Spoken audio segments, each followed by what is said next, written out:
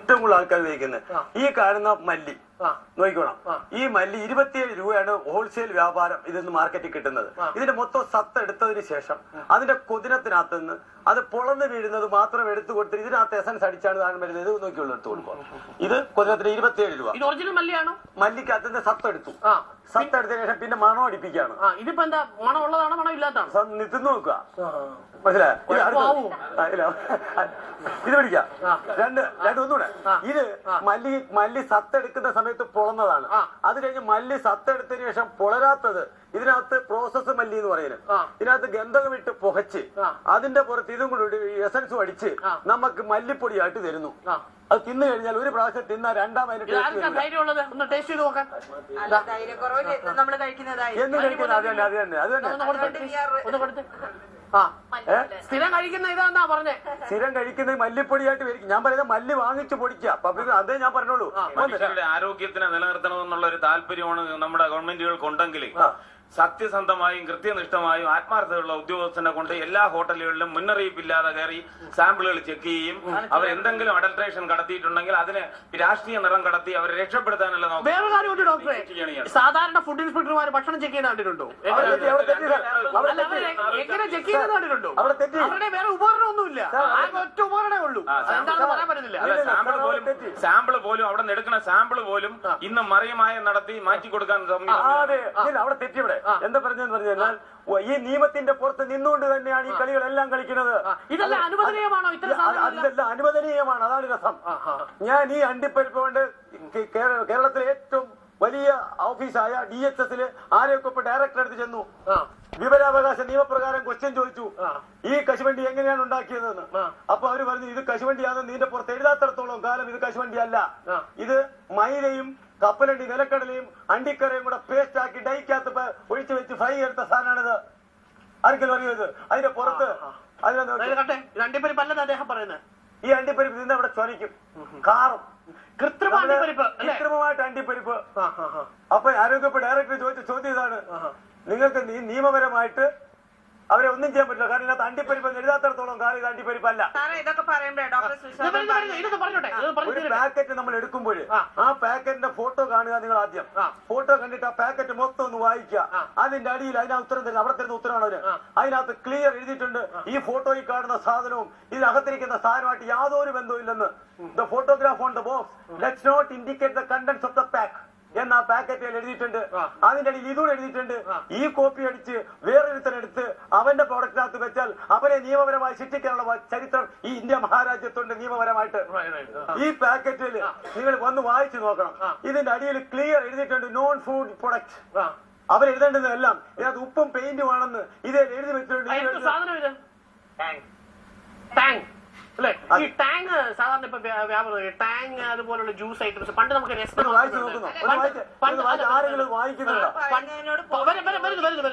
ഇതൊരു പ്രധാനപ്പെട്ട ഒരു സംഭവമാണ് ടാങ് എന്ന് പറഞ്ഞൊരു സംഭവം. അപ്പൊ ഇതിന്റെ അടിയിൽ എഴുതിയിരിക്കുന്നത് ഇത് നോൺ ഫുഡ് ഐറ്റം ഇതിനകത്ത് ഫ്രൂട്ട് ഇല്ലെന്നാ പറഞ്ഞേക്കുന്നത്. നോൺ ഫ്രൂട്ട് കണ്ടന്റ് എന്നാ പറഞ്ഞത്. ഫ്രൂട്ട് ഇല്ല, ഫ്രൂട്ട് എക്സ്ട്രാക്ട്സ് കാണും. സിന്തറ്റിക് എന്ന് എഴുതിയിട്ടുണ്ട് സർ. സിന്തറ്റിക് എന്നായി പാവം ജനത്തിന് എന്തറിയാം? സിന്തറ്റിക് എന്നായി പാവം ജനത്തിന് എന്തറിയാം? അതറിയാം സാറിന്. എല്ലാരും ധരിച്ചിരിക്കുന്നത് ഇതിന്റെ എസൻസ് എന്ന് പറഞ്ഞാൽ ആർട്ടിഫിഷ്യൽ ആയിട്ട് ഉണ്ടാക്കുന്നു. ഒന്ന് നാച്ചുറൽ ഇല്ല എന്നാണ് അതിന്റെ അർത്ഥം. ഇതൊരു ഗ്ലാസ് വെള്ളം കുടിച്ചോണ്ട് നമുക്കൊന്നും സംഭവിക്കുന്നില്ല. പക്ഷെ ഇത് സ്ഥിരമായിട്ട് ഇതിന്റെ നിത്യജീവിതത്തിന്റെ ഭാഗമാക്കുമ്പോഴേ ഒരു പ്രാവശ്യം വിഷം തന്നെയാണ്. സംസമ്മൽ ഈ ഫുഡ് ഐറ്റം കൂടാതെ ജ്യൂസ് ഐറ്റംസ് ഏതൊക്കെ പ്രധാനമായിട്ട് ഏതൊക്കെ ഷേക്കുകൾ ഉപയോഗിക്കാറുള്ളത്? മാംഗോ ഉണ്ട്, മാംഗോ ഷേക്ക്, ചോക്ലേറ്റ് ഉണ്ട്, ബദാം ഉണ്ട്, ബദാം ഷേക്ക്. വേറെ നാച്ചുറൽ ഫ്രൂട്ട്സ് ഞങ്ങൾ അധികം യൂസ് ചെയ്യുന്നത്. ഈ ചിക്കു ഉണ്ട്, മാഷ്മെലൺ. ഷാർജ കൊടുക്കാറില്ല ഇവിടെ? ഷാർജയ്ക്ക് കൂടുതലോ ആളില്ലേ? ഉണ്ട്. ഷാർജ ഷേക്ക് കേരളത്തിൽ ഒരു ട്രെൻഡ് ആയിക്കൊണ്ടിരിക്കുക. നമ്മൾ നേരത്തെ പറഞ്ഞ പോലെ ഷവർമയും ഷാർജയും ഇതാണ് കേരളത്തിൽ ഒരു പുതിയ ട്രെൻഡ്. പണ്ട് നമ്മള് പുട്ടും പഴവും എന്നൊക്കെ പറഞ്ഞിരുന്നു, ഷവർമയും ഷേക്കും എന്നാണ് ഇപ്പൊ പറയുന്നത്. അപ്പൊ ഈ ഷവർമ കുഴപ്പമാണെന്ന് നമ്മൾ മനസ്സിലായി, ഷേക്ക് കുഴപ്പമാണോ എന്നാണ് ചോദിച്ചത്. മാംഗോ ഷേക്ക് കുഴപ്പമാണ് അല്ല. അപ്പൊ മറ്റേ പഴമൊക്കെ ഇട്ടടിച്ചു, പഴം, പാല്, പഞ്ചസാര, ഐസ്, ശുദ്ധ വിഷം എന്നാ പറയാ. ആണോ? പാല് വിഷമാണ്. പാൽപ്പഴല്ലേ, പാൽ സൈലന്റ് കില്ലർ എന്നാ പറയാ. വിരുദ്ധാഹാരങ്ങളിൽ പെടുന്ന ഏറ്റവും വലിയ വിരുദ്ധാഹാരമാണ് പാലും പഴവും. അത് രണ്ടുകൂടെ മിക്സ് ചെയ്ത് കഴിഞ്ഞാൽ പുളിയും പാലും കൂടെ ചേർന്ന് കഴിഞ്ഞാൽ വിഷമാണ്. നമ്മുടെ പാരമ്പര്യമാണ് ആയുർവേദം. ഷേക്ക്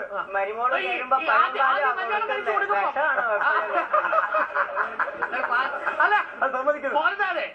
കല്യാണം കഴിച്ചിട്ടേ ഹരി ചോദിച്ച പോലെ കല്യാണം കഴിച്ചിട്ട് അമ്മായിയമ്മ മരുമോനും മരുമോക്കും കൂടെ കൊടുക്കുന്ന ഇതാ.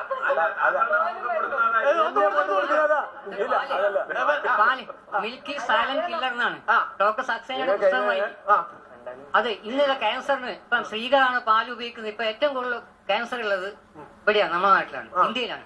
ഇപ്പം പാൽ ഉപയോഗിക്കാതെ ചൈനയിൽ ക്യാൻസർ ഇല്ല. അത് ഏറ്റവും കൂടുതൽ ആൾക്കാർ ഇന്ത്യയിലാണ്. രണ്ടാമത്തെ ചൈനയിൽ ഏറ്റവും കൂടുതൽ, ചൈനയിൽ ക്യാൻസർ കൂടുതൽ, ചൈനയേക്കാൾ കൂടുതലാണ് ക്യാൻസർ രോഗികളുടെ എണ്ണം. ഇവിടെയാണ്. അവിടെ പിന്നെ സ്ത്രീകൾക്ക് ബ്രസ്റ്റ് ക്യാൻസർ അവിടെ വെറും 11%. പാലും പഴവും കൂടെ ചേർന്ന് ഷാർജ കുടിച്ച കുഴപ്പമുണ്ട്.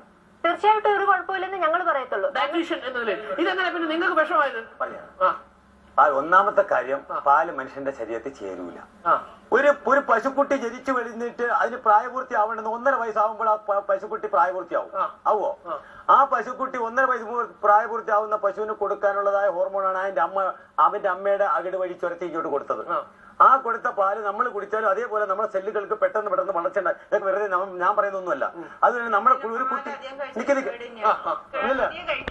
കഴിക്കരുത്, അത് ആവശ്യത്തിനും അത്യാവശ്യം വേണം. അതാണ് അത് കഴിഞ്ഞ് ഒരു മനുഷ്യക്കുട്ടി ജനിച്ച് വളർന്ന് അത് പ്രായപൂർത്തിയാവണമെങ്കിൽ 18 വയസ്സ് വേണം. ആ 18 വയസ്സ് കൊണ്ട് വളരുന്ന ഒരു ഹോർമോൺ ആണോ ഒരു കുട്ടിക്ക് കൊടുക്കേണ്ടത്, അതോ ഈ 1.5 വയസ്സ് കൊണ്ട് പ്രായപൂർത്തിയാവണമെന്ന ഒരു കുട്ടിക്ക് കൊടുക്കേണ്ടെന്ന ഈ പാല് നിങ്ങൾ ചേരുമെന്നാണ് ഞങ്ങൾ ചോദിക്കുന്നത്. എന്താ സാർ പശുവിന്റെ ഭക്ഷണം? പുല്ലും വൈക്കോലും തിന്നാലും ഏത് പശു പാലുണ്ടോ? ഒരു പശു സാധാരണ ഭക്ഷണം കൊടുത്ത് അതിന്റെ ഭക്ഷണം തിന്ന് ജീവിക്കുകയാണെങ്കിൽ ഒരിക്കലും കറന്നു കൊടുക്കാൻ പാലുണ്ടാവില്ല. ആ കേക്ക് ഫീഡ് കൊടുത്താലേ പാല് കിട്ടുള്ളൂ. ഇപ്പൊ മിഷൻ വെച്ച് ഇപ്പൊ ക്ഷീരവപ്പ് എന്താ പറയുന്നത്? മിഷൻ വെച്ച് പാല് കറക്കാനാ. എന്ത് കൊടുത്തിട്ടാ പാല് കറക്കുന്നത്? കാർത്തിക വീട്ടിൽ ഭർത്താവിന് ചായ പാൽ ചായ കൊടുക്കാറുണ്ടോ? അപ്പൊ പറയാറുണ്ടോ ചേട്ടൻ കുടിക്കുന്ന പാൽ ഇച്ചിരി കുഴപ്പമാണെന്ന്? നമുക്കിപ്പോ എല്ലാം മായം ചേർത്തുള്ള ഫുഡാണ്. ഷാർജ കഴിക്കാറുണ്ടോ? ഞാൻ ഷാർജ കഴിക്കാറ്. ഷാർജയിൽ അധികം മായം ഒന്നും ചേരാത്തതാണ്. പിന്നെ അതുപോലെ നമ്മളിപ്പോ അങ്ങനെ നോക്കാമെങ്കിൽ പച്ചവെള്ളം എടുത്താൽ അതിലും മായമാണ്. ഒന്നും കഴിക്കാതെ ജീവിക്കാൻ പറ്റും. ഷംസുദ്ദീന്റെ കട കണ്ടു കഴിഞ്ഞാൽ നമ്മളൊരു ആക്രാന്തത്തോടുകൂടി ചിക്കൻ പോരട്ടെ എന്ന് പറഞ്ഞ് വീഴും. ചിക്കൻ വന്ന് നമ്മളത് വലിച്ചെടുത്ത് കഴിക്കുക. പിന്നെ അതിന്റെ കൂടെ 2 പൊറോട്ട ഒക്കെ എടുത്ത് അങ്ങ് കഴിക്കും. പക്ഷെ സാധാരണ രീതിയിൽ വിദേശി എങ്ങനെ ശാസ്ത്രീയമായി കഴിക്കുന്നത് വെച്ച് നോക്കിക്കഴിഞ്ഞാൽ അവർക്ക് സാധാരണ എപ്പോ കഴിച്ചാലും ഇപ്പൊ ഒരു ബാലൻസ്ഡ് ആയിട്ടാണ് അവർ കഴിക്കുന്നത്. ഒരു എല്ലാത്തിനും ഒരു റേഷ്യോ ആണ്. ഗ്രീൻസ് കഴിക്കാനും ഇറച്ചി കഴിക്കാനും കാർബോഹൈഡ്രേറ്റ്സ് കഴിക്കാനും എല്ലാത്തിനും ഒരു റേഷ്യോയിലേ കഴിക്കൂ. കൂടുതൽ കൊടുത്താലും ഇട്ടേച്ച് പോവും, അല്ലാതെ അവർ കഴിക്കൂല. അത് ഏതെങ്കിലും ഒരു വസ്തു കേടാവാതിരിക്കണമെങ്കിൽ അതിനകത്ത് ഏത് പ്രിസർവേറ്റീവ് ചേർക്കുന്നു അതെല്ലാം ആന്റിബയോട്ടിക്കുകളാണ് എന്ന് പറഞ്ഞാൽ ഏതെങ്കിലും ഒരു വസ്തുവിനകത്ത് ഒരു ബാക്ടീരിയോ വൈറസോ ഫംഗസോ കയറി പ്രവർത്തിച്ചാൽ മാത്രമേ അത് കേടാവുള്ളൂ. അത് കേടാകാതെ ഒരു മിനിറ്റ് ഞാൻ പറഞ്ഞു തീർന്നിട്ട് പറയാം. അത് കേടാവാതിരിക്കണമെങ്കിൽ ഈ പ്രിസർവേറ്റീവ് ചേർക്കണം. ആ പ്രിസർവേറ്റീവ് എന്ന് പറയുന്ന സാധനം അതിന്റെ പ്രവർത്തനം അതിനകത്ത് നടക്കുന്നത് ആന്റിബയോട്ടിക്കിന്റെ പണിയാണ് അവിടെ നടക്കുന്നത്. എന്ന് പറഞ്ഞാൽ അതിനകത്തൊരു ബാക്ടീരിയോ വൈറസോ കയറിയാൽ അതിനെ കൊല്ലാവുന്ന പര്യാപ്തമായ സാധനം അതിനകത്ത് സൾഫൈഡ് കിടപ്പുള്ളത് കൊണ്ടാണ് അത് കേടാവാതിരിക്കുന്നത്. അത് അതിന്റെ pH കുറച്ച് വ്യത്യാസം വരുത്തിയാലും അവിടെ ബയോട്ടിക്സ് വളരാൻ പറ്റാത്തൊരു potassium metabisulphite sodium benzoic acid ammonium sulphate ഇതെല്ലാം പ്രിസർവേറ്റീവ് ആയിട്ട് ചേർക്കുന്നത്. മോഹൻ വൈദ്യരെ കാണിച്ച ഒരുപാട് സാധനങ്ങളുണ്ട്. ഇതിപ്പോ നമ്മൾ ഏതെങ്കിലും ഒരു കടയിൽ കയറി ചെല്ലുമ്പോൾ ഇത് ഈ ഭക്ഷണത്തിൽ ഉണ്ടോ എന്ന് നമ്മൾ എങ്ങനെ തിരിച്ചറിയും? സാർ ഇതെല്ലാം ഗവൺമെന്റ് ത്രൂ അപ്രൂവ്ഡ് ആണ്. അവിടെ ആർക്കും ഒന്നും ചെയ്യാൻ പറ്റൂല. അവർ ഏത് പറഞ്ഞാലും ശരി. ഇപ്പൊ ഇവരെല്ലാം പറയുന്നില്ലേ, ഇവരൊക്കെ പറഞ്ഞാൽ ഹോട്ടലുകാരെല്ലാം പറയും ഇതെല്ലാം അനുവദനീയമായ അളവിൽ ചേർക്കാൻ അപ്രൂവ്ഡ് ആണ്, മേടിച്ച് വെച്ചിരിക്കുകയാണ്. അതാണ് നമ്മൾ അപ്രൂവ്ഡ് വെച്ചിരിക്കുന്ന ഒന്നും തരുന്നത് മാർക്കറ്റിൽ ഇരിക്കുന്നതൊന്നും രണ്ടാണ്. സാർ ഒന്ന് കഴിച്ചോട്ടെ. പണ്ട് നമ്മളിവിടെ എല്ലാവരും കഷായങ്ങളും ലേഹ്യങ്ങളും ആറ്റങ്ങളും ആസവങ്ങളും മേടിച്ച് കഴിക്കുമായിരുന്നു. അന്നെല്ലാം അസുഖങ്ങൾ മാറുന്നുണ്ടായിരുന്നു. ഇന്നൊരു ഇഷ്ടമോ ആസവമോ ലേഹ്യങ്ങളോ മേടിച്ച് കഴിച്ചാൽ അസുഖം മാറാത്ത എന്താണ്?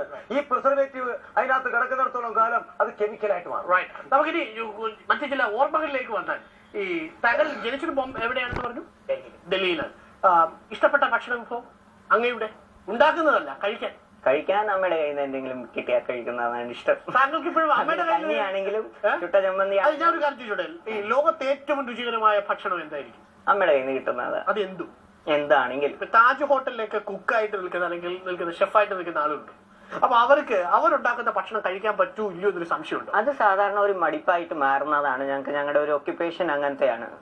അതേപോലെ രാവിലെ കിച്ചണിൽ കയറി കഴിഞ്ഞാൽ ചിലപ്പോ 2 മണിക്ക് അതെന്താ തൊട്ട് നക്കി എന്ന് വയറുന്നറിയായിരിക്കും. അപ്പൊ ആ അനുവാദം ഉണ്ടോ നിങ്ങൾക്ക്? വേണമെങ്കിൽ കഴിക്കാവുന്ന അനുവാദം ഉണ്ടോ ഭക്ഷണം കഴിക്കാൻ? അങ്ങനെയൊക്കെ. എങ്ങനെ സാറേ, അങ്ങയുടെ പത്തായത്തിൽ ധാരാളം വിഭവങ്ങളുണ്ട്. അതിൽ ഏറ്റവും കൂടുതൽ ആളുകൾ ഇഷ്ടപ്പെട്ട വിഭവം എന്തോ? പലതരം പുട്ടുകൾ. ഏത്? ചിരട്ടപ്പുട്ട്. ചിരട്ടയുടെ പുട്ട്. അതെങ്ങനെ ഉണ്ടാക്കുന്നത്? അത് നമ്മൾ സാധാരണ വീട്ടിൽ ഒരു തരം പുട്ട് നമുക്ക് അറിയുള്ളൂ. ഒരു അരിപ്പൊടി കുഴച്ചതിൽ പുട്ടുണ്ടാക്കി തിന്നും. പക്ഷെ പുട്ടുണ്ടാക്കുമ്പോൾ നമുക്ക് പലതരം, ഇപ്പൊ ഞാൻ പറയുന്നില്ല, നമുക്ക് 7 ദിവസം 7 തരം പുട്ടുണ്ടാക്കി കഴിക്കാം. ഈ അരിപ്പൊടി കുഴക്കുമ്പോൾ കുറച്ച് ക്യാരറ്റ് ചേർക്കാം. ഒരു ദിവസം ക്യാരറ്റ് ചെയ്ത് ഓറഞ്ച് കളർ പുട്ടായി, ഒരു ദിവസം ബീറ്റ്റൂട്ട് ചെയ്ത് ചുവപ്പ് കളർ പുട്ടായി, കുറച്ച് ചീര ചേർത്ത് പച്ച കളർ പുട്ടായി, റാഗി കൊണ്ട് പുട്ടുണ്ടാക്കാനുള്ള കറുപ്പ് കളർ പുട്ടായി, ഈ ചോളം കൊണ്ട് ചേർക്കാനുള്ള മഞ്ഞ കളർ പുട്ടായി. അപ്പൊ നമുക്ക് ഒരു വെറൈറ്റി പുട്ട് കഴിക്കാം. അപ്പൊ അതിൽ ദോശ കഴിക്കാം, പലതരം ദോശ കഴിക്കാം. മലയാളികൾ ഇതിനൊന്നും മെനക്കെടുന്നില്ലെന്നാണ് ഒന്നാം സത്യാവസ്ഥമായ കാര്യം. കുട്ടികൾക്ക് നാടൻ ഫുഡിനെ കുറിച്ചുള്ള ടേസ്റ്റ് പറഞ്ഞു കൊടുക്കണം. അമ്മമാരും അച്ഛന്മാരും ഇപ്പോഴേ പറഞ്ഞു കൊടുക്കണം. മേജർ ഭക്ഷണം വയ്ക്കാറുണ്ടോ? ഏത് ഭക്ഷണം സ്വന്തമായിട്ട് വെക്കാൻ അറിയാം? എനിക്ക് എല്ലാ ഭക്ഷണം സ്വന്തമായിട്ട് ഉണ്ടാക്കാറുണ്ട്. ശരാശരി ആരോഗ്യമുള്ള ഒരു ജീവിതത്തിന് കഴിച്ചിരിക്കേണ്ട ഭക്ഷണത്തിന്റെ അല്ലെങ്കിൽ ആവശ്യപ്പെട്ട ഊർജ്ജത്തിന്റെ അളവ് എത്രയാണ്? ഒരാൾക്ക് ഇപ്പം മാഡം പറഞ്ഞ പോലെ സ്ത്രീ ആണെങ്കിൽ 1800 കലോറി, പുരുഷനാണെങ്കിൽ 2100 കലോറിയാണ് ഒരു ദിവസം വേണ്ടത്.